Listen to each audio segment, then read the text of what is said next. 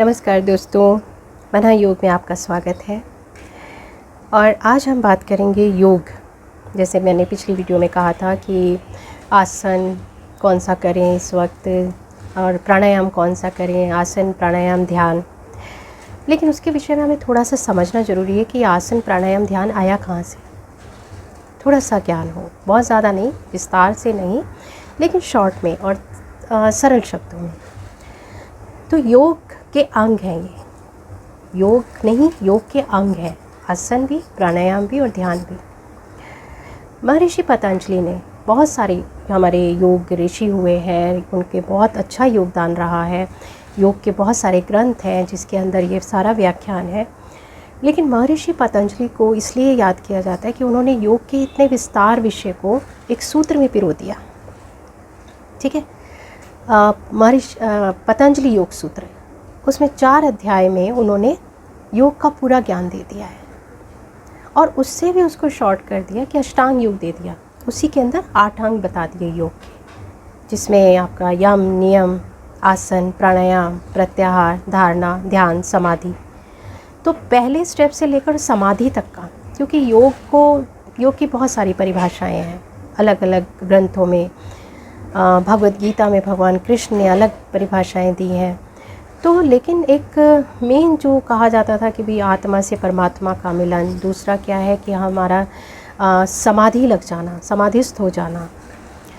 तो महर्षि पतंजलि ने पहले स्टेप से लेकर समाधि तक की यात्रा पतंजलि योग सूत्र में बता दी।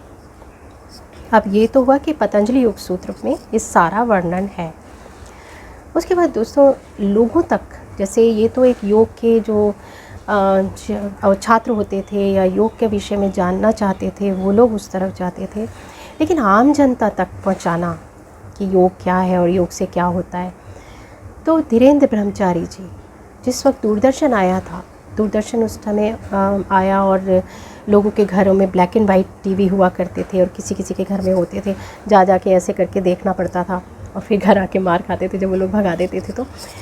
तो बहुत कम लोग उस चीज़ तक पहुंच पाए कि योग। स्वामी जी का इसमें बहुत बड़ा योगदान रहा। उनका यहाँ पे आश्रम, बंगला साहिब गुरुद्वारे के सामने आश्रम था, जिसको अब मोरारजी देसाई नेशनल योगा इंस्टीट्यूट कहा जाता है।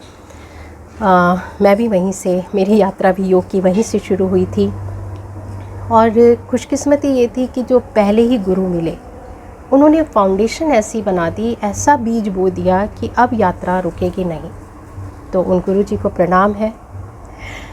और तो धीरेन्द्र ब्रह्मचारी जी का वो आश्रम हुआ करता था और वो दूरदर्शन पर आकर योग की क्लास, एक छोटा सा प्रोग्राम होता था, उसमें योग के बारे में जनता को जागरूक करते थे।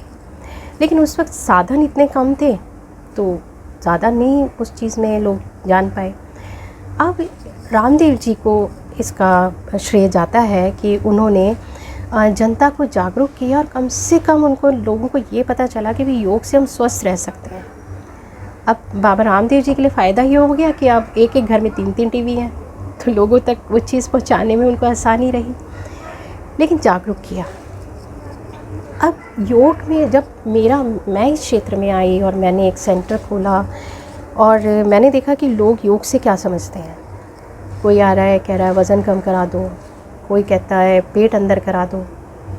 अब किसी के घुटने काम देना बंद कर दिया है और डॉक्टर ने कह दिया है कि योग करो, तो वो योग करने आ गए। इस पर भी मैं एक वीडियो बनाऊंगी कि डॉक्टर कहे हाँ तो हाँ, डॉक्टर कहे ना तो ना, मतलब हम अपने आप कुछ नहीं करेंगे।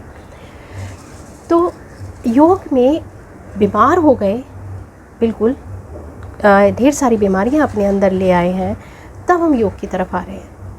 तो योग में उपचार नहीं, उपचार आयुर्वेद में है।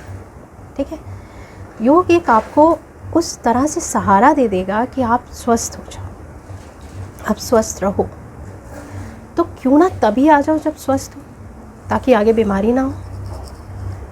तो योग हमें इसलिए भी करना ज़रूरी है ताकि हम स्वस्थ रहें, केवल शारीरिक रूप से नहीं, मानसिक और भावनात्मक रूप से भी। योग से शरीर तो स्वस्थ होता ही है, लेकिन साथ साथ आपका मानसिक विकास होता है, आपका भावनात्मक विकास होता है। ज़िंदगी में अगर कोई परेशानी आ जाए या कोई ऐसी, जैसे अब आजकल ये एक महामारी सब जगह फैली हुई है, सब उससे ग्रस्त हैं, लेकिन अगर आप भावनात्मक रूप से थोड़ा सा भी स्ट्रॉन्ग हैं तो इससे निकल जाएंगे, आपकी सकारात्मक सोच होगी। तो योग हमें इसलिए करना है। लेकिन अब बच्चों के लिए बहुत ज़रूरी है, क्योंकि आगे आगे जो समय आ रहा है। और दूसरा, इस पर भी मेरी एक वीडियो मेरी तैयार है, वो कि बच्चों को क्यों कराएं हम योग, ठीक है। लेकिन अभी हम समझते हैं कि हमें क्यों करना है, ताकि हम स्वस्थ रह सकें, केवल शरीर से नहीं, मानसिक रूप से भी और भावनात्मक रूप से भी, ठीक है। अब हमें कौन कौन से आसन, कौन से प्राणायाम और कौन सा ध्यान करना है, इस टॉपिक पे हम बात करेंगे अगली वीडियो में। नमस्कार।